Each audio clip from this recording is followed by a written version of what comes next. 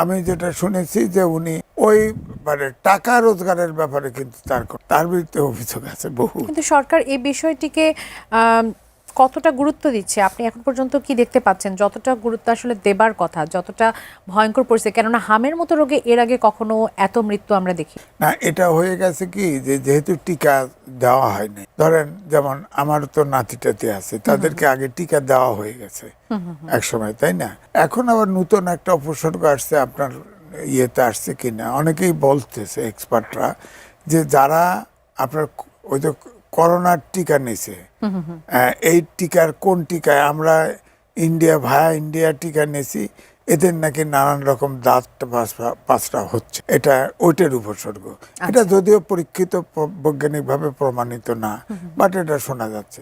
কিন্তু হামের বিষয়টা হচ্ছে যে এটা সম্পূর্ণ আগে, অর্থাৎ হাম হয় নাই, রোগ হয় নাই, তখনই টিকা দিতে হবে।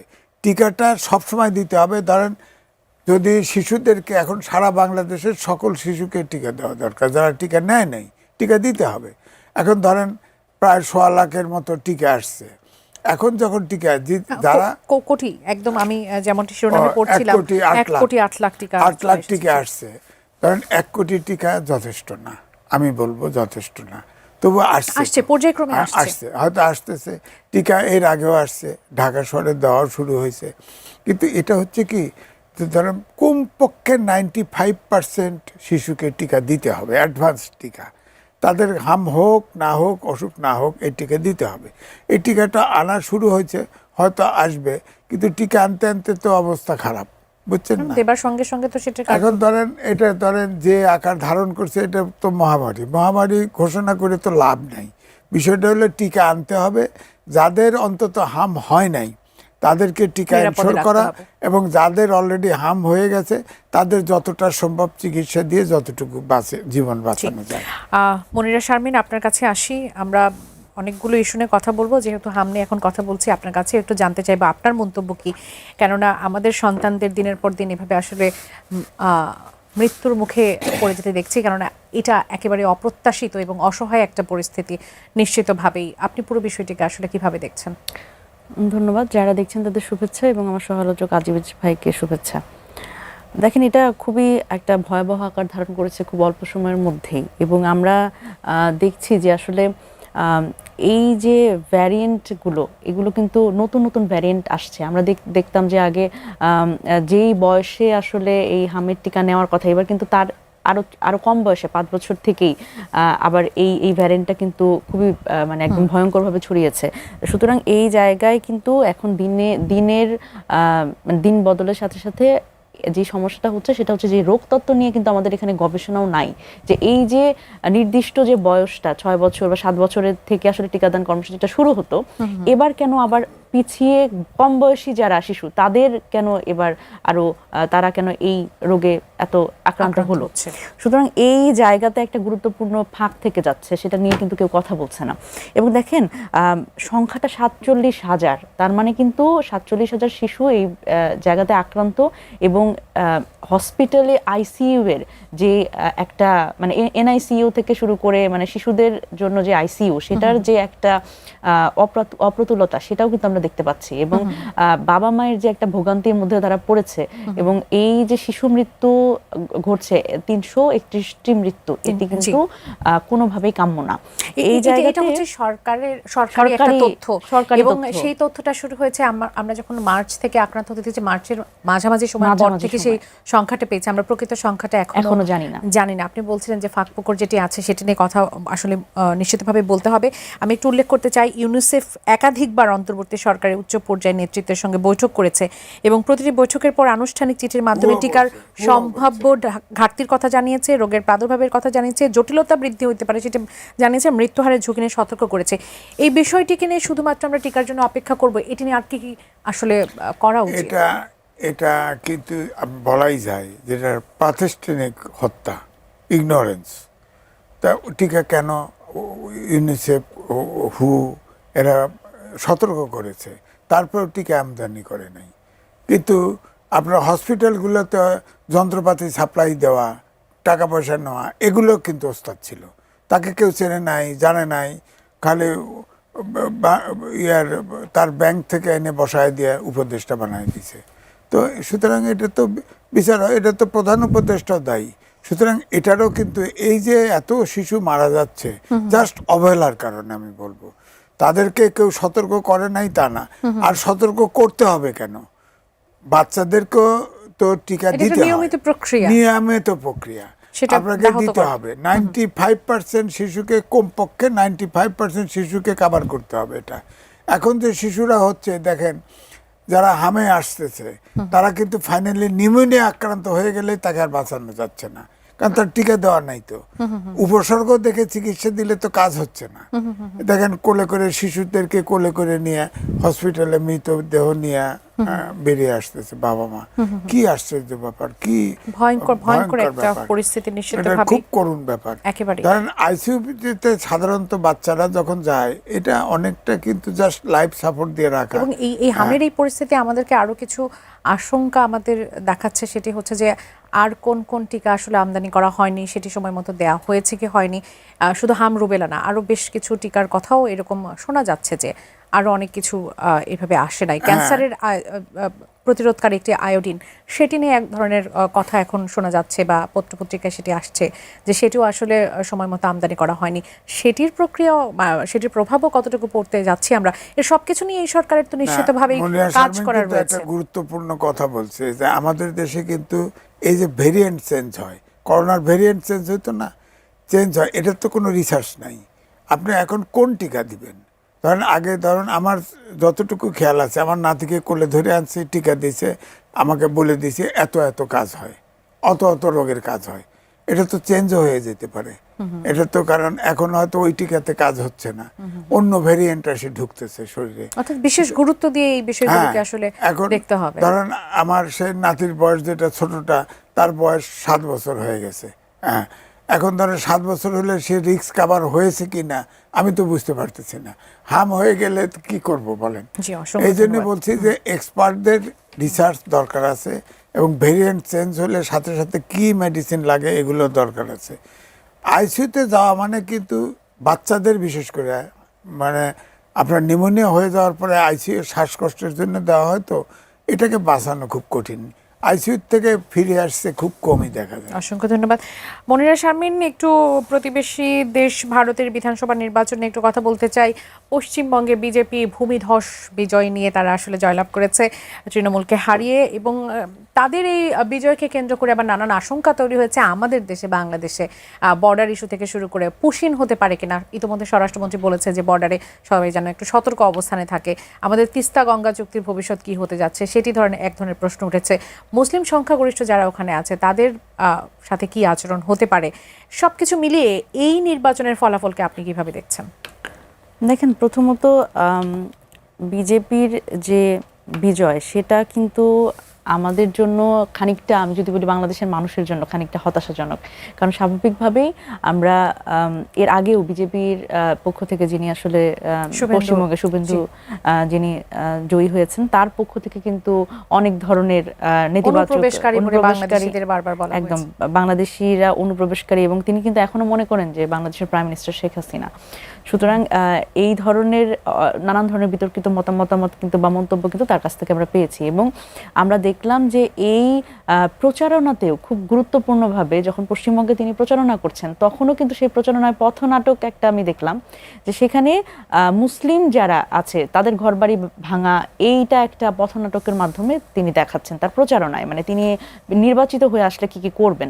সুতরাং এখানে কট্টর যারা আসলে যদি বলি যে একেবারে বিজেপি পন্থী, তারাই কিন্তু আসলে সেই ভোট ব্যাংকে তারা পেয়েছে। সুতরাং মুসলিম ভোট, মানে মুসলিমদের আসলে কি পরিস্থিতি হবে সেটা কিন্তু তারা আগে থেকে একটা বার্তা পাচ্ছিল, কিন্তু খুবই ভয়ঙ্করভাবে একটা ঘটনা এবার ঘটে গেছে। সেটা হচ্ছে যে অনেক ক্ষেত্রে যেটা হয় যে এই যে মমতা ব্যানার্জি, তার আসলে হারের কারণ হচ্ছে তারই তৃণমূলের যারা নেতাকর্মী, তারা যেটা হয় যে আসলে একটা সরকার যখন অনেক দিন ক্ষমতায় থাকে তখন তৃণমূলের প্রতি, তৃণমূলের নেতাকর্মীদের উপরে সেই সরকারের যদি হোল্ড না থাকে, মানে মানুষ যখন অত্যাচারিত হয় সেই সরকারের দ্বারা নিষ্পেষিত হয়, এবং দুর্নীতির ব্যাপক অভিযোগ সেখানে রয়েছে। একদম দুর্নীতির ব্যাপক অভিযোগ এবং পেশি শক্তির যে প্রয়োগ সাধারণ মানুষের উপরে এবং গুন্ডা বাহিনী তৈরি হয়ে যাওয়া, এইটা কিন্তু আসলে খুব ভয়ঙ্করভাবে মমতা ব্যানার্জিকে এবার হারের একটা খুব গুরুত্বপূর্ণ কারণ। তো সুতরাং শুধুমাত্র আসলে বিজেপির উত্থান কিন্তু তাদের জনপ্রিয়তা না, এখানে আমি যদি বলি যে তৃণমূলের একটা ব্যর্থতাও সেখানে একটা খুব গুরুত্বপূর্ণ, তার জয়ের ক্ষেত্রে একটা বড় কারণ এনে দিয়েছে। এখন এই জায়গা থেকে আমাদের যেটা বিষয় সেটা হচ্ছে আমাদের এই যে অনুপ্রবেশকারী এবং যারাই মুসলিম তাদের বাংলাদেশে পাঠিয়ে দেওয়া, এই ধরনের মন্তব্যের ফলে যেটা হয়েছে সেটা হচ্ছে যে আমাদের দেশের যেহেতু আমাদের সবচেয়ে বেশি বর্ডার আমরা শেয়ার করি ইন্ডিয়ার সাথে, সেখানে আমাদের স্বভাবতই আমাদের একটু টেনশন বিরাজ করছে সেই বর্ডার এরিয়াগুলোতে, এবং একটা পুশিনের কথা কিন্তু অলরেডি এসছে এবং সরকারের পক্ষ থেকে বলা হয়েছে যে এটি কঠোরভাবে দমন করা হবে বা এটা নজর রাখা হচ্ছে, পুশিনের ঘটনা ঘটতে দেওয়া হবে না। তো আমরা চাই আসলে সেই জায়গাটা আসলে ওনারা যেভাবে বলছেন সেভাবে আসলে যদি করা যায় সেটা তো খুব ভালো। কিন্তু এখানে যে তিস্তার চুক্তির কথা বলা হচ্ছে, যে মমতা, আমরা এর আগেও দেখেছি যে মমতা ব্যানার্জির একটা তারই আসলে বিরোধের কারণে, তারই কিন্তু একটা তিনি চাননি, এটা এই কারণেই কিন্তু তিস্তা চুক্তিটা নিয়ে আমরা সামনে আগাতে পারিনি। সেই জায়গা থেকে কিন্তু খুব যে আমি ব্যক্তিগতভাবে বিজেপি সরকার আসার পরে এটার ক্ষেত্রে যে খুব আশাবাদী হতে পারি সেটাও না।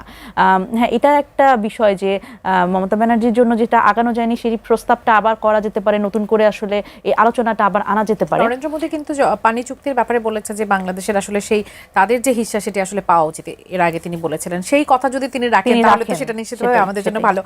আজিজ ভাই, আমি আপনার কাছ থেকে একটু জানতে চাইবো, এই যে সবাই বলছে যে কট্টর পন্থাকে বেছে নিল আসলে পশ্চিমবঙ্গের মানুষ, এবং শুভেন্দু তিনি নির্বাচিত হয়ে বললেন যে মুসলিমরা কেউ আমাকে ভোট দেয়নি, তারা সবাই মমতাকে ভোট দিয়েছে। এক ধরনের ক্ষোভ, আক্রোশ ইতিমধ্যে আমরা দেখতে পাচ্ছি। উগ্রপন্থার উত্থান, এটি আসলে পৃথিবীকে কি বার্তা দিচ্ছে? আমরা পৃথিবীর বিভিন্ন জায়গায় দেখেছি, একেবারে আমেরিকার মতো জায়গা থেকে শুরু করে ডোনাল্ড ট্রাম্পের মতো ব্যক্তিকে তারা পছন্দ করছে। বাংলাদেশেও এর প্রভাব কি পড়ছে কিনা, বা সেই বিষয়টিকে কিভাবে দেখছেন? দেখেন, বিজেপি তো আমি বরাবরই বলি এটা একটা হিন্দুত্ববাদী রাজনৈতিক দল, এটা সার্বজনীন রাজনৈতিক দল না। এখন পশ্চিমবঙ্গে যে নেতা, যে প্রধানমন্ত্রী হতে পারে, আমি শুনলাম যে সে আসলে হচ্ছে না, অন্য কেউ হবে। সম্ভবত একজন মহিলার বিষয়টি বারবার সামনে আসছে। তা অন্যের কথা আসতেছে, কারণ সে এত বেশি কট্টর। সে এও বলেছে শেখ হাসিনা আবার প্রধানমন্ত্রী আছেন, তিনি প্রধানমন্ত্রী হিসেবেই আপনার প্লেনে চলে যাবেন, এইসব অ্যাডভান্স কথাবার্তা বলতেছে। সে তো একটা স্টেটের, একটা প্রদেশের আপনার মুখ্যমন্ত্রী হতে যাচ্ছে, ধরেন এ ধরনের কথা না বললেও তো পারতো। দ্বিতীয়টা হচ্ছে আমার অবজারভেশন ভিন্ন। আমার ধারণা যে আমাদের দেশের যে হিন্দু এবং ওই দেশের যে মুসলমান, এরা কিন্তু বাংলাদেশের পরিস্থিতি ইনফ্লুয়েন্স হয় ওখানে পশ্চিমবঙ্গে, আবার পশ্চিমবঙ্গেও ওখানের পলিটিক্স দেখে এখানের হিন্দুরা কিন্তু ইনফ্লুয়েন্স, বিশেষ করে বর্ডার এরিয়াগুলো। বর্ডার এরিয়াতে দেখেন দীর্ঘদিন ভাবে দায়ী করা হয় যে দীর্ঘদিন ক্ষমতা আছে মমতা ব্যানার্জি, তার কিন্তু দুর্নীতি টুর্নীতি সন্ত্রাস এগুলো তার দলের লোকজন করেছে। তিনি যদিও লড়াকু, কিন্তু তারপরে দেখেন তিস্তার ব্যাপারে, গঙ্গার ব্যাপারে তার কিন্তু সবসময় নেতিবাচক ভূমিকা ছিল। এটাতে কিন্তু আমার মনে হয় যে মুসলমানরা যে একসাথে ভোট দিছে এটা ঠিক না। এবার তো বলা হচ্ছে যে মুসলিমদের ভোটও ভাগ হয়ে গেছে, ভাগ হয়েছে, ওইটাই আমি বলছি, মুসলিমদের ভোট ভাগ হয়ে গেছে। কিন্তু শুভেন্দু অধিকারী তো বলছেন যে একজন মুসলিমও তাকে ভোট দেয়নি, সেটি তো কট্টরপন্থী বলে এদেরকে, সে তাকে মুখ্যমন্ত্রী বানাইলে সে মুসলমান সব ভাগাবে, এই জন্যই সে হবে না, এটাই একটা কারণ। এই জন্যই তাকে শুনেছি যে সে হবে না, তাকে বিকল্প চিন্তা করা হচ্ছে। অর্থাৎ মোটামুটিভাবে অ্যাকোমোডেটিভ লোক, ধরেন আসাম, তারপরে মিজোরাম, এই জায়গা থেকে তো সব মুসলিম খেদাও আইনি করে ফেলছে। তো এখন ধরেন মুসলিমরা আছে, তাদের যদি খেলাতে চায়, কিন্তু আমাদের হচ্ছে কি মেইন হার্ড পয়েন্ট হচ্ছে, ধরেন এই যে আপনি বললেন না নরেন্দ্র মোদী বলছে পানি হিস্সা, আরে তারা তো কোনোদিনই পানি পাবো না আমরা। আমার ধারণা এদেশ মানুষের বসবাসের অনুপযুক্ত হয়ে যাবে। কারণ ধরেন তিস্তার পানি একবার আমি লিখেছিও, তিস্তার পানি আপনার সেই সিকিম থেকে তৈরি হয়েছে, তাই না, উৎপত্তি স্থল। এর ভিতরে প্রায় 8-10টা ড্যাম আছে, বিদ্যুৎ তৈরি করে। হ্যাঁ, আর গজলডোবায় গ্রীষ্মকালে পানি আসে না। ওখানে একবার আলোচনা হলো বাংলাদেশের সাথে যে তারা গজলডোবায় 50-50 করবে ওই সময়। হ্যাঁ, কিন্তু 50 তখন পানি তো নাই, পানি নাই। এদিকে নরেন্দ্র মোদী বলতেছে আমাদের হিস্সা আন্তর্জাতিক আইনে আছে, একটা নদী আর একটা দেশে প্রবাহিত হলে সেটা আন্তর্জাতিক নদী। তাহলে আমরা নিচের দেশে, ভাটির দেশের, আমাদের দেশে তো 40টা রিভার লিঙ্কিং প্রজেক্ট করতেছে একসাথে সবগুলো নদী, অর্থাৎ আমাদের দেশে কোনো পানিই আসবে না, পানিই আসবে না। সুতরাং এগুলোর জন্য পাওয়ার সম্ভাবনাটা একেবারে ক্ষীণ, একদম ক্ষীণ। এবং বাংলাদেশের প্রচেষ্টাকে আপনি আসলে কিভাবে দেখছেন? বাংলাদেশ পাওয়ার জন্য প্রচেষ্টা যতটুকু চালিয়েছে এখন পর্যন্ত, সেটা কি পর্যাপ্ত? না, পর্যাপ্ত তো মোটেই না আপনার। আর এদিকে ভারতের কিন্তু অলওয়েজ পানির ব্যাপারে ডিনাইল মনোভাব, দিবে না তারা পানি। তারা বলতেছে ধরেন এই যে আপনার দেখেন এই যে গজলডোবা যে তিস্তার যে উপনদী হয়েছে, উপনদীতে কমপক্ষে 30টা বাঁধ হয়েছে উপনদী। আবার এই তিস্তার সাথে অন্য রিভারের লিঙ্কিং প্রজেক্ট করতেছে 40টা রিভার আন্তর্জাতিক পানি আইনে। আমরা তো অনেকগুলো আন্তর্জাতিক আইনে আসলে জয়লাভ করেছি, তাহলে এখানে সম্ভাবনা নাই কেন? একজন দর্শক আছেন, তার প্রশ্ন একটু নিতে চাই। দর্শক স্বাগত জানাই, কে বলছেন, কোথা থেকে বলছেন, আপনার প্রশ্নটি করবেন। দর্শক নিশ্চয়ই শুনতে পাচ্ছেন। আমি গোলাম রব্বানী মহলদার বলতেছি। জি, আপনার প্রশ্ন করবেন। দুপচেচিয়া থেকে। আপনাকে স্বাগত, আপনার প্রশ্নটি করুন। আর সম্ভব হলে টিভিটি মিউট করে রেখে প্রশ্ন করুন। স্যার গোলাম রব্বানী, পাবলি ইয়াসমিন। স্যার আপনাকে স্বাগত, আপনার কোনো প্রশ্ন থাকলে করতে পারেন। যেহেতু আজকের বিষয় রাজনীতির এপার ওপার, তো পশ্চিমবঙ্গে যে মানে মমতা ব্যানার্জি ভরাডুবি হলো, সেক্ষেত্রে বাংলাদেশে এর কোনো প্রভাব পড়বে কিনা? আমি মুহূর্তে মনিরা শারমিন আপনার কাছে একটু আসি। সংরক্ষিত নারী আসনের মনোনয়নের কথা বলতে চাই। আইনি এই প্রক্রিয়ার মধ্য দিয়ে যাচ্ছেন, একটা যুদ্ধের মধ্য দিয়ে যাচ্ছেন, সেটি আসলে কোন পর্যায়ে রয়েছে ছোট করে জানতে চাইবো। সেই সঙ্গে একটু জানতে চাইবো যে এই যে নির্বাচনে বাংলাদেশে ভোটারের অনুপাত, সংখ্যানুপাত যদি আমরা করি, সেখানে পুরুষ এবং নারীর যে সংখ্যার অনুপাত, সেই অনুপাতে আমরা কিন্তু নারী প্রার্থী দেখিনি। জামাত থেকে একজনও দেওয়া হয়নি, বাম যাদেরকে দিয়েছে যে 28 জনকে, সেখান থেকে একজনও বের হয়নি, এনসিপি থেকে কেউ বের হয়ে আসতে পারেনি। এই যে একটা বিপর্যয়, এটি বা কেন? আচ্ছা, প্রথমত আমার নিজের আইনগত যুদ্ধের কথা একটু বলি। সেটা হচ্ছে যে যেই আসলে আরপিওর যেই ধারাটা দিয়ে আমার মনোনয়নটা বাতিল করা হয়েছে, তো সেটার বিষয়ে আমার কিছু ব্যাখ্যা ছিল। তো সেটি নিয়ে আমি হাইকোর্টে রিট করি। তো যেহেতু নির্বাচন কমিশন থেকে আমার মনোনয়ন বাতিল করে দিয়েছে, তো হাইকোর্ট আজকে রুল দিয়েছে এই ব্যাপারে যে কেন আমার মনোনয়ন যে বাতিলটা সেটা অবৈধ হবে না। এখানে হচ্ছে আসলে এই জায়গাটাতে আমার মূল লক্ষ্যটা হলো আইনটা নিয়ে কিছু অসঙ্গতি আছে, সেই অসঙ্গতিটা পরিষ্কার করা। কারণ হচ্ছে যখন আমরা বলছি যে এই একটা 5 আগস্ট পরবর্তী সময় আমরা বলছি না যে তরুণদের রাজনীতিতে আসতে হবে, আমরা বলছি শিক্ষিত মানুষকে রাজনীতিতে আসতে হবে। তো এই নতুন রাজনীতিটা যারা করবে তাদের তো রাজনীতিতে আসার পথটা সহজ করতে হবে। তাহলে যখন আসলে একজন যেই এই আরপিওর এই ধারাটি, এই আইনটি করা হয়েছিল আমলাদের আটকানোর জন্য, রাষ্ট্রের গুরুত্বপূর্ণ প্রশাসনিক পদগুলো যারা দখল করে থাকে এবং তাদের যদি একটা কুলিং পিরিয়ড 3 বছরের না থাকে, তারা যদি পদত্যাগ করেই সাথে সাথে যদি নির্বাচন করতে পারে, তাহলে এই সুবিধাটা দিলে যেটা হয় সেটা হচ্ছে তারা ক্ষমতার একটা আনডিউ এক্সারসাইজ করতে পারে, যেটাতে হচ্ছে তারা কনস্টিটিউয়েন্সিতে ভোটারদের অনৈতিক সুবিধা দিতে পারে, কারণ তারা পরবর্তীতে নির্বাচিত হলে আবার সেই প্রতিষ্ঠানকে আবার সেই আনডিউ একটা সুবিধা দিতে পারে। কিন্তু এটার কোনোটার মধ্যে আসলে আমার মতো একজন ব্যাংক কর্মকর্তা যার মোটেই 2 বছরের চাকরি, সে আবার চাকরি ছেড়েও দিয়েছে, আমার মতো যারা আসলে এই ধরনের চাকরি করে তাদের এটা সম্ভব না। চাচ্ছেন যে এই আইনের একটা সংস্কার? হ্যাঁ, এই আইনের একটা স্পষ্টীকরণ দরকার। কারণ হচ্ছে যে পৃথিবীর কোথাও, আমি এটা নিয়ে যখন একটু পড়াশোনা করলাম, আমি দেখলাম পৃথিবীর কোথাও এই ধরনের একটা ব্ল্যাঙ্কেট ব্যান আইন নাই যে একেবারে ঢালাওভাবে বলছে যে সরকারি কর্মকর্তা হলেই 3 বছরের একটা কুলিং পিরিয়ড লাগবে এবং নির্বাচন করতে পারবে না। তাহলে একজন যদি নিজের ক্যারিয়ার স্যাক্রিফাইস করে আসলে এই জনসেবা করতে আসে এবং নির্বাচন করতে আসে এবং এই স্যাক্রিফাইসটা সে যদি করে এবং সে 5 আগস্টের পরে আমাদের বুঝতে হবে যে তরুণরা রাজনীতিতে আসছে, কারণ তারা চাইছে যে রাজনীতিতে একটা আমূল পরিবর্তন হোক, এই সংস্কৃতির একটা পরিবর্তন হোক, তো তাদের আসলে আসার পথ একটা রুদ্ধ করে দেওয়া হচ্ছে। এখন যদি একটু নির্বাচনে কেন হচ্ছে নারী প্রার্থীর এতটা সংকট এবং কেন বের হয়ে আসতে পারলো না নির্বাচনে, আসলে জয়লাভ করে আসতে পারলো না, সেটি নিয়ে যদি একটু কথা। প্রথমত আমি যদি বলি যে দলগুলোর এক ধরনের কার্পণ্যতা আছে এখানে নারীদের নিয়ে। এখানে আমি যদি বলি যে আমরা তো যখন আসলে এটির একটা খুব ভালো প্রমাণ আমি পেয়েছিলাম ঐকমত্য কমিশনে, যখন আমরা বলছিলাম যে 100 আসনে আমরা সরাসরি নারী নির্বাচন নিয়ে কথা বলি। আমরা ঐকমত্য কমিশনে কোনো নারী প্রতিনিধি ছিল? খুবই মজার বিষয় হচ্ছে সেদিন হচ্ছে পুরো ফোরামে মোটে বাম গণতান্ত্রিক যে জোট সেখান থেকে হয়তো একজন ছিল, সম্ভবত তাসলিমা আপা ছিলেন গণসংহতি আন্দোলনের, আর আমি ছিলাম হচ্ছে এনসিপি থেকে, এবং এই আলোচনাতেও কোনো নারী আসলে পাঠাতে পারেননি আমাদের দলগুলো। তো সেই জায়গায় যে নারী আসলে সংসদে কিভাবে যাওয়া উচিত, প্রতিনিধিত্ব কেমন করে নিশ্চিত হবে, সেটার আলোচনাও করেছে আসলে একটা ঘর ভরা পুরুষ, আর শুধুমাত্র আমরা 2জন নারী ছিলাম। সুতরাং এই জায়গাতে আমার মনে হয় যে দলগুলো তখনও এই ধরনের অনেক কথা এসছে যে সরাসরি নির্বাচনের ক্ষেত্রে নারীরা এখনো প্রস্তুত না। যেখানে আমি 1972 সালের কথা বলছি, যখন 15টি সংরক্ষিত আসন দিয়ে এই যাত্রাটা শুরু হয়েছিল, সেই 15টি এখন 50টিতে এসে পৌঁছেছে।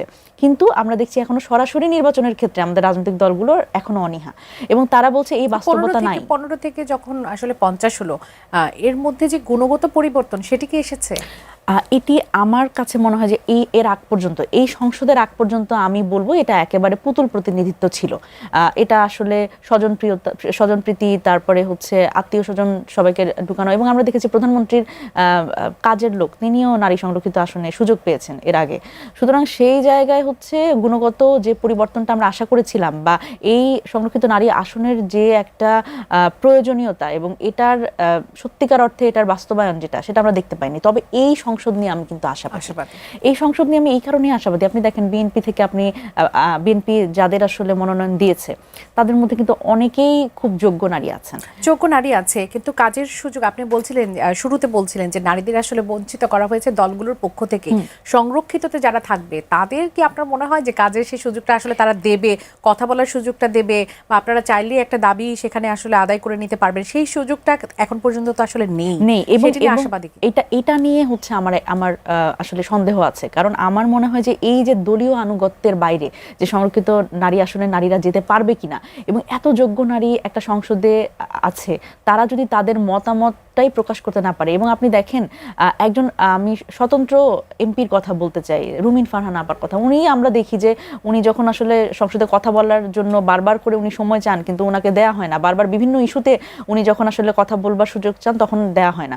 তো সেই জায়গায় সংরক্ষিত নারী আসনে যারা আসলে দলের থেকে সিলেক্টেড, তাদের আসলে কতটা স্বাধীনতা দলগুলো দেবে, এটা নিয়ে আমার একটা বড় আশা। আজিজ ভাইয়ের কাছে একটু জানতে চাইবো, এই যে বলা হয় যে সংসদের অলংকার নারীরা, কেউ কেউ আবার নিজেদের ট্রফি বলেও আসলে এর আগে উল্লেখ করেছেন, সেক্ষেত্রে আসলে জানতে চাইবো, এই যে যেমনটি মনিরা শারমিন বলছিলেন যে দলীয় আনুগত্যের বাইরে গিয়ে কথা বলার যে জায়গাটা, সেটা নারীদের জায়গাটাই যখন সংকুচিত হয়ে আসছে, অংশগ্রহণের জায়গাটুকু সংকুচিত, প্রতিযোগিতার জায়গাটুকু সংকুচিত হয়ে আসছে, তখন আসলে এই সংসদে এই যারা হচ্ছে এখন মনোনীত হচ্ছেন তাদের নিয়ে আপনি কতটা আশাবাদী? না, দেখেন, এরা হাত তোলা পার্টি হবে, কারণ 70 অনুচ্ছেদ কিন্তু এখনো সংশোধন হয় নাই।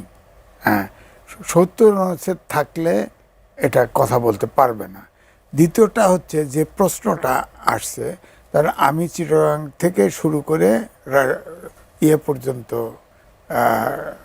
আপনার কি জামালপুরের উল্টা পাশে ওই পর্যন্ত আমি, হ্যাঁ শেরপুর, পুরা হিল আমি হেঁটে লিখছি এবং আমি রিপোর্ট করেছি। ওখানে তো নারী শোষিত সব। আপনার আমাদের দেশের সমাজ ব্যবস্থার যদি পরিবর্তন না হয়, নারীরা কিন্তু এইভাবেই ট্রফি হিসেবে থাকবে। আপনার নমিনেশন দেয় না কেন? দেয় না কারণ হচ্ছে নারীরা নমিনেশন দিলে সে পাশ করবে না, কারণ পুরুষরাও ভোট দেবে না, নারীরাও ভোট দেবে না। আর যদি নমিনেশন নাই দেয় তাহলে নারীরা আসলে ওই প্রতিযোগিতার সুযোগটা কোথায় পাবে? না, সুযোগটা পাবে না, কিন্তু কেউ তো পার্লামেন্টের সিট হারাতে চায় না। এই জন্য এই যে সিট তৈরি করছে, ধরেন এই যে এখন মনিরা শারমিন বলল যাদেরকে নেওয়া হলো, এদের ভিতরে খারাপও আছে, ভালো আছে, রাজনীতি করেছে এমন আছে, ভালো আছে, খারাপও আছে, কিন্তু এরা যত ভালোই থাকুক না কেন হাত তোলা ছাড়া তো কোনো রাস্তা নেই। আমার যে প্রতিশ্রুতির কথা তারা আসলে বলছে, আমরা পিছিয়ে পড়া নারীদের নিয়ে কাজ করব, আমরা নারীদের মঙ্গলের জন্য কাজ করব, নানা ধরনের সুযোগ সুবিধার জন্য কাজ করব, সেই সুযোগটুকু তো সম্ভবত তারা আসলে পাচ্ছে। এটা বলার জন্য বলা, হয়তো চেষ্টা করবে, হ্যাঁ, এখন সে এমপি হবে ধরেন, হলে চেষ্টা করবে যতটুকু সম্ভব, হয়তো এক সময় তার ক্যারিয়ার বিল্ড আপ করবে। কিন্তু আমি বলছি যে সমাজ ব্যবস্থা পরিবর্তন, ধরেন পড়াশোনা এখন নারীরা ভালো করতেছে, গড় আয়ু নারীরা বেশি। সবচাইতে আশ্চর্য হবেন, আমি লিখেছি পৃথিবীর ভিতরে সবচাইতে আমাদের বাংলাদেশের মানুষের গড় আয়ু বেশি এবং নারীদের গড় আয়ু আর 2 বছর, এটা আপনার বিশ্বাস হবে না, এটাই সত্য। আমরা তো জানতাম আসলে জাপান বা এই ধরনের দেশগুলোতে বেশি, সবথেকে আমাদের গড় আয়ু সবচেয়ে পৃথিবীর ভিতরে বেশি। কারণ আমি তখন নিজেই কল্পনা করলাম যে কেন এটা বেশি। আমার মনে হয় আমরা বিষ খায় হজম করতে পারি, সব কেমিক্যাল খাইতো, খাওয়া সব, আমাদের রেজিস্ট্যান্স ক্যাপাসিটি বোধহয় বেশি। আর মেয়েদের আয়ু বেশি, তারা ঘরে পরিশ্রম করে বেশি, খায় অল্প, পরিশ্রম করে। ধরে বাসার যে পুরুষ যে আছে সে আগে খায়, অশিষ্ট থাকলে সেটা খায়, অল্প খায়, বেশি কাজ করে। এই জন্যেই এমনি আমি বলবো যে সমাজ ব্যবস্থার পরিবর্তন না হওয়া পর্যন্ত এই নারীদের নেতৃত্ব আসবে না। আপনি বললেন প্রধানমন্ত্রী, অপোজিশন লিডার সব নারী ছিল না, হয়েছে কিছু হয়নি। নারীদের ক্ষমতায়নটার যেটা হচ্ছে, এটা সমাজ ব্যবস্থার পরিবর্তন না হলে, এই যে নারী যে বান্ধব সমাজ নয়, এটাতে আপনি নারীদেরকে নমিনেশন করতে পারবেন না।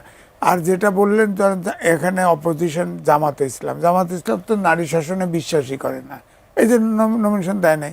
আপনার কোটা যত কেন রাখেন, আপনার তারা তো ট্রফি মনে করে। ধন্যবাদ মনিরা শামীম। না, একটু আবার আপনার কাছে আসে যে দলীয় মতের বাইরে কথা বলার জায়গাটা অনেক কম।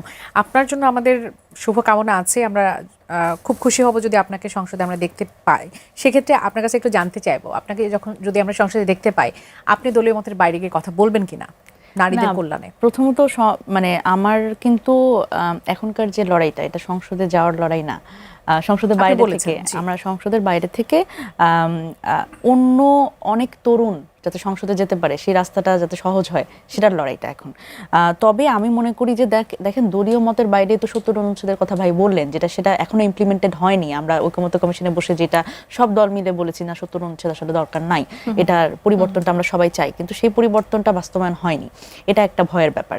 কিন্তু দেখেন, আমরা কিন্তু দেখলাম যে দলীয় মতের বাইরে খুব বেশি কথা বলবার সুযোগ কিন্তু আমরা এখনো দেখিনি। কারণ যখন গুমের মতো একটা অধ্যাদেশ এই সংসদেই বাতিল হলো, আমরা কিন্তু দেখেছি যে আমাদের দীর্ঘদিনে গুম এবং গুম পরিবার নিয়ে কাজ করা মায়ের ডাক, সেই তুলি আপা কিন্তু এখন সংসদে গেছেন। এবার আমার প্রশ্ন হচ্ছে, যদি দলীয় মতের বাইরে কথা বলার সুযোগ না থাকে, তুলি আপা কি বলতে পারবেন যে এই গুমের অধ্যাদেশটা কেন বাতিল হলো?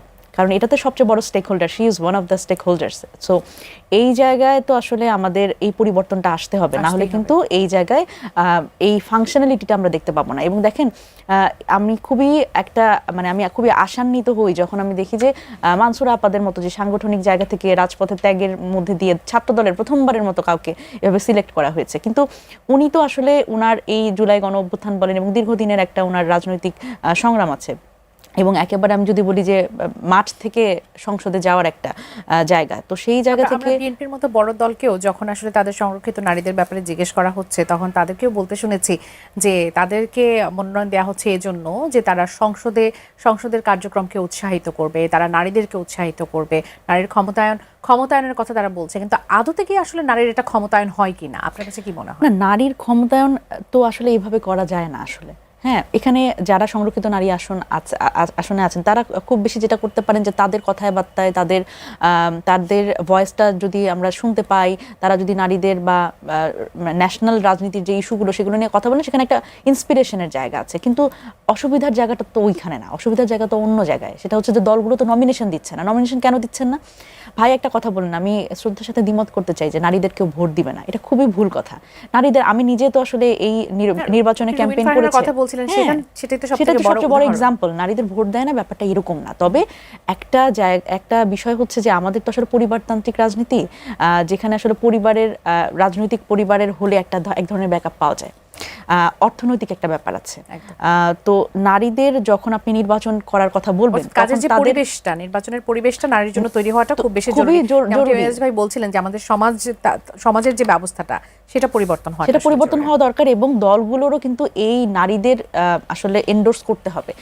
নারী লিডারশিপ আপনি দেখেন, একটা দলে পুরুষ লিডারশিপকে যেভাবে এন্ডোর্স করা হয়, যেভাবে সেলিব্রেট করা হয়, নারী লিডারশিপকে কি সেভাবে ইকুয়ালি সেলিব্রেট করা হয় না। কিন্তু নারীদেরকে আসলে সেভাবে করে এন্ডোর্স করা হয় না। মানে আপনি দেখেন যে একটা দল, আপনি আমাকে দেখান সেই দলের একজন নারীকে খুব বেশি সেই দলটা এন্ডোর্স করেছে, আপনি কিন্তু এরকম মনে করতে পারবেন না মানে 2 মিনিটে।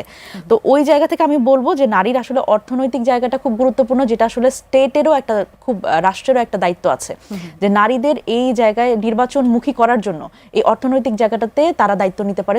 স্টেট ফান্ডেড নির্বাচন হতে পারে নারীদের জন্য, এবং দলগুলোরও কিন্তু এখানে দায়িত্ব আছে যে নারীদের আসলে এই নির্বাচনের ক্ষেত্রে তাদের যাতে আসলে এই অর্থায়নটা কোথা থেকে আসবে সেটাও কিন্তু নারীদের মানে সেই দলগুলোর দেখতে হবে। সুতরাং যাতে করে এই নির্বাচনে তারা আসলে নির্বাচনমুখী হয় এবং রাজনীতিমুখী হয়। আমি আজিজ আপনার কাছে একটু আসি, একটু জানতে চাইবো যে রাজনীতিতে যে উল্লেখযোগ্য হারে নারীর সংখ্যাটা বাড়ছে না, এই যে সংরক্ষিত থেকে শক্তিশালী নারী নেতৃত্ব থেকে আদৌ বের হয় বা বের হওয়ার সম্ভাবনা কি থাকে সেটি নিয়ে একটু জানবো। সেই সাথে ক্ষমতার ব্যবহারের সুযোগ তো একেবারেই ক্ষীণ থাকে, তাহলে এগুলো কি আসলে ট্রফি হয়ে যাচ্ছে? না, আপনি দেখেন তো সংরক্ষিত আসনে আগে নারী যেহেতু হতো না, এই সংরক্ষিত আসনে নারীদের নেওয়াতে কোটা হিসেবে দেওয়া হতো নারীদেরকে অংশগ্রহণের জন্য। আপনি বলেন তো আজকে কে এই বড় নেতা হয়েছে এই সংরক্ষিত আসনে গিয়ে? হাত তোলা ছাড়া, ভোট দেওয়া ছাড়া বলেন। কারণ সংসদে গণতান্ত্রিক প্র্যাকটিস থাকতে হবে, রাজনৈতিক দলের ভিতরে গণতান্ত্রিক সংস্কৃতি থাকতে হবে, সমাজ ব্যবস্থার পরিবর্তন হতে হবে, তাহলে সম্ভব। পরিবর্তনের কথা আপনি বারবার বলছেন, এই পরিবর্তনটাই তো আমরা আসলে দেখতে চেয়েছিলাম। সেই পরিবর্তনটা কেন হলো না? এই পরিবর্তনটা তো করতে পারবেন না সহজে। এটা হচ্ছে যে আপনি গণতান্ত্রিক প্র্যাকটিসটা যদি রাখেন, অর্থাৎ নারীকে নারী ভাবা মানে বলছি তা সে অধস্তন, এই মানসিকতা অধিকার প্রতিষ্ঠা করার যে বিষয় মানুষের ভিতরে এটা আসতে হবে। নারীরা তো এখন পড়াশোনা সবচেয়ে ভালো করতেছে, আপনি দেখেন তারা লেখাপড়া বেশি করে, কিন্তু তারপরে সমাজে গেলে ভোট টোটে গেলে যদি সার্বিক বিরোধিতা করছে, ভোট টোটে গেলে দিতে দেয় না। কিন্তু এটা হলো মানসিকতা, সমাজের মানসিকতা পরিবর্তন হওয়া। তা আপনি চিন্তা করেন তো দেখি, নারীরা কত ইলিয়াস আলী তার ওয়াইফ আপনার হয়েছে না, এমপি হয়েছে না, গুম আলোচনা হয়েছে, ইলিয়াস আলীর ওয়াইফ কোনো কথা বলতে পারছে? তার বুকের ভিতরে কান্না আছে, আমি শিওর। অর্থাৎ তিনি কথা বলতে পারেননি, কথা বলতে পারে নাই অবশ্যই। কারণ হচ্ছে একটা তার স্বামী গুম হয়ে গেছে, তার কিন্তু মনে দুঃখ বেদনা যায় নাই, কিন্তু কথা বলতে পারে নাই। এটা হলো আমার হিসাব। এখান থেকে বেরোতে হলেই আপনি প্রত্যেকটা দল এবং পার্লামেন্টের সিস্টেম পাল্টাইতে হবে। তো এটাই তো পাল্টানো তো আমরা চাই না, যে লঙ্কায় যায় সেই রাবণ হওয়ার প্রবণতা। অসংখ্য ধন্যবাদ। জি, মনিরা শারমিন, একটু ভিন্ন প্রসঙ্গে আসি, একটু এনসিপি নিয়ে কথা বলতে চাই। আপনাদের আহ্বায়ক নাহিদ ইসলাম তিনি বলেছেন যে অতীতে ছাত্রলীগের সঙ্গে যুক্ত থাকলেও এনসিপিতে যোগদানের সুযোগ পাবে, ছাত্রলীগে যুক্ত থাকলেও সুযোগ পাবে। এটিকে আসলে ছাত্রলীগকে টেনে এনসিপি কি প্রধান বিরোধী দল হওয়ার মতো একটা প্রস্তুতি নিচ্ছে? আমরা অনেককে দেখছি এখানে যুক্ত হতে, সেখানে ছাত্রলীগের মতো যাদের কার্যক্রম আসলে নিষিদ্ধ তাদেরকেও টানার চেষ্টা, সেটি বা কতটাকে পজিটিভলি আপনি নিচ্ছেন? দেখেন, এটা একটা খণ্ডিত অংশ তার বক্তব্যের। মূল বক্তব্যটা এটা ছিল যে যেহেতু এনসিপিতে অনেকেই যুক্ত হতে চাচ্ছে, সে আগ্রহটা আছে, আমরা শুনছি বিভিন্ন দল আগে করেছে, অন্যান্য যে কোনো দল, আমাদের আসলে মানে কোনো দল বিশেষ দল নিয়ে অ্যালার্জি নাই, যদি না আসলে যে কোনো দলেরই যে কোনো কর্মী বা নেতা তারা যদি সরাসরি ছাত্র হত্যার সাথে বা কোনো এই ফ্যাসিবাদী আমলে কোনো নিপীড়নের সাথে যুক্ত না থাকে। সুতরাং সেই জায়গা থেকে যারাই আমাদের সাথে এই এনসিপির যা লক্ষ্য, যা উদ্দেশ্য, যে আমরা একটা অধিকার ভিত্তিক সমাজ, একটা নাগরিক অধিকার ভিত্তিক সমাজ করতে চাই, সেখানে এই নতুন রাজনীতি যারাই করতে চায়, যেখানে আমরা বলছি যে আমি চাঁদাবাজির বিরুদ্ধে আমরা কথা বলছি, আমরা দুর্নীতির বিরুদ্ধে কথা বলছি, এই জায়গাতে যারাই আমাদের সাথে অ্যালাইন ফিল করে তারা আমাদের সাথে আসতে পারে। যে কোনো দল থেকে হতে পারে, সেটা আওয়ামী লীগ থেকেও হতে পারে, অন্য যে কোনো দল থেকে হতে পারে। এরকম হতে পারে না যে ধরেন আওয়ামী লীগের সময় আমারই পরিচিত এরকম অনেকেই আছে যারা আসলে এলাকায় অনেক জনপ্রিয়, নির্বাচন করেছে আওয়ামী লীগ থেকে, কিন্তু সে এলাকাতে জনপ্রিয় মানুষ, আসলে সেই মানুষ হিসেবে মানে ব্যক্তি হিসেবে তাকে খুব পছন্দ করে। সে যদি আমাদের সাথে আসতে চায় তাহলে তো অসুবিধা নেই। তার সাথে তার ব্যাপারে যদি আসলে সেই ধরনের ছাত্র হত্যা বা আওয়ামী লীগের আমলের দুর্নীতি এবং যে কোনো নিপীড়নের ঘটনার সাথে তার যদি কোনো সম্পৃক্ততা না থাকে, তাহলে যদি সে মানে আমাদের সাথে আসতে চায়, আরেকটি প্রসঙ্গ ছোট করে একটু জানতে চাইবো, জামাতের সাথে আদর্শিক একটা ইয়েতে আপনারা ছিলেন নির্বাচনকে কেন্দ্র করে, কিন্তু সেই জায়গা থেকে এখনো আদর্শিক তফাৎটা ছিল, আদর্শিক ছিল না, নির্বাচনে একটা জোট ছিল, কিন্তু সেই নির্বাচনের পরও আপনারা সেই জায়গা থেকে এখনো সরেনি, জামাতের সঙ্গেই আছেন। আমাদের তথ্য উপদেষ্টা বলেছেন এই বছরের শেষ নাগাদ স্থানীয় সরকার নির্বাচন হতে পারে। সেক্ষেত্রে আপনারা কি জামাতের সঙ্গেই নির্বাচনে লড়তে যাচ্ছেন, নাকি আপনারা আলাদাভাবে প্রস্তুতি নিচ্ছেন? দেখেন, এই জোটের একটা খুব গুরুত্বপূর্ণ আরেকটা কারণ আছে, জাতীয় একটা স্বার্থ আছে, সেটা হচ্ছে সংস্কার। আমরা যখন এই নির্বাচন ছাড়াও, কিন্তু নির্বাচন তো একটা অবশ্যই কারণ, এবং এছাড়াও একটা বিষয় ছিল যে এই সংস্কার বাস্তবায়নের ক্ষেত্রে আমাদের যেহেতু আশঙ্কা ছিল যে বিএনপি সংস্কারকে আসলে তুড়ি মেরে উড়িয়ে দিবে, তো সেই কারণেও কিন্তু এই জোটটার একটা পেছনের কারণ আছে, সেটা হচ্ছে যে সংস্কারটা বাস্তবায়নের ক্ষেত্রে আমাদের আসলে অর্গানিক কিছু এলাই দরকার ছিল। সেটা শুধুমাত্র জামাত না, এছাড়া বাকি যে আরো 10টি দল আছে সবগুলো একসাথেই। সুতরাং সেই সংস্কারের ব্যাপারে, বাস্তবায়নের ব্যাপারে আমরা একটা একসাথে আরো সামনের দিকে হয়তো আগাবো। তবে নির্বাচনের কথাটা যদি বলি, যে স্থানীয় সরকার নির্বাচন যেহেতু এই বছরের শেষের দিকে হবে, নির্বাচনে আমরা এখন পর্যন্ত এককভাবে প্রার্থী, এবং সারা বাংলাদেশে জেলা পর্যায়ে চেয়ারম্যান বলেন, উপজেলা পর্যায়ে আমরা নিজেদের মতো করে প্রার্থী গোছাচ্ছি। এবং আপনারা জানেন যে অলরেডি কিন্তু আমরা 5টি সিটি কর্পোরেশনের প্রার্থী ঘোষণা করেছি, ইনক্লুডিং ঢাকা দক্ষিণ এবং উত্তর। তো সেই জায়গা থেকে আমরা এখন পর্যন্ত ইন্ডিপেন্ডেন্টলি সেই মাঠটা গোছানোর চেষ্টা করছি, এবং আমার ধারণা জামাতও সেভাবে করেই করছে। তো পরবর্তীতে এটা আসলে শেষ পর্যন্ত কি হয় সেটা দেখা যায়। সংস্কার ইস্যুতে আপনারা এক থাকলেও নির্বাচনের ক্ষেত্রে আপনারা আলাদা হয়ে যাচ্ছেন, এমনটা আমরা বলতেই পারি। আলাদাভাবে